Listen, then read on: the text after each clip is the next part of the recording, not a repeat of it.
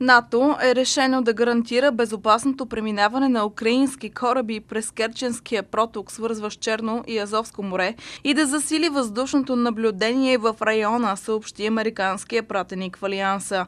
Постоянният представител на САЩ в НАТО Кей Бейли Хътчисън заяви, че ще бъде одобрен пакет от мерки по време на двудневната конференция, която започва днес във Вашингтон. Мисля, че работим по пакет, който ще представим на външните министри, като той ще засили наблюдението, както въздушното наблюдение, така и повече кораби на държави от НАТО, които влизат в Черно море, за да се уверим, че ще е безопасно за украинските плавателни съдове да преминават през Керченския пролив в Азовско море, каза Хътчисън.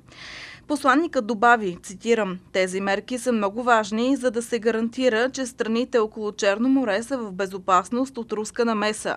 Много е важно Румъния, България и Украйна, както и Грузия, да имат сигурност в тази зона на Черно море, както за корабите, така и за безопасността си на сушата“, подчерта Хътчисън. Американският посланник добави, че пакетът от мерки е изготвен след инцидента в Керченския пролив. Според Хътчисън е недопустимо украинските моряци да се държат все още в затвор в Москва.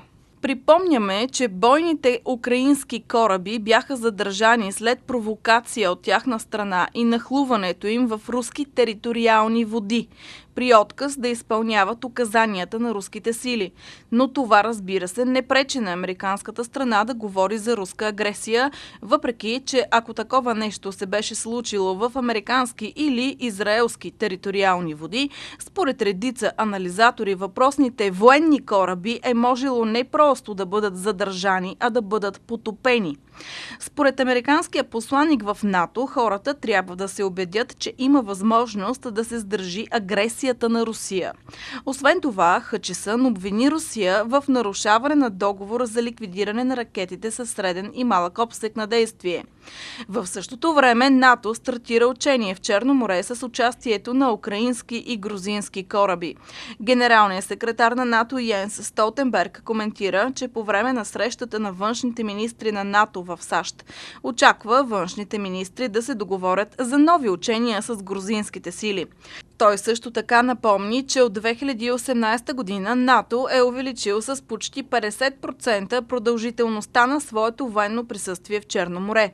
На 29 март кораби на втора постоянна военноморска група на Алианса навлязоха в Черно море. На срещата на външните министри на НАТО участие ще вземе и българския вице-премиер и министър на външните работи Екатерина Захариева.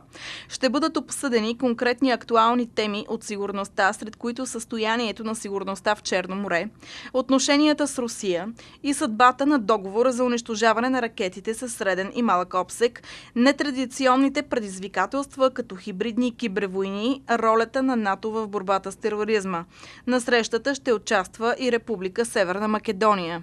Програмата на посещението на министър Захариева предвижда и двустранни срещи във Вашингтон с Питър Наваро, специален помощник на президента на САЩ и директор на офиса по въпросите на търговията и индустрията, както и с главния прокурор и секретар по правосъдието Уилям Бар, с председателя на комисията по вътрешните работи в Сената Арон Джонсън и с Майкъл Макол, заместник-председател на комисията по външни работи в Камарата на представителите на Конгреса.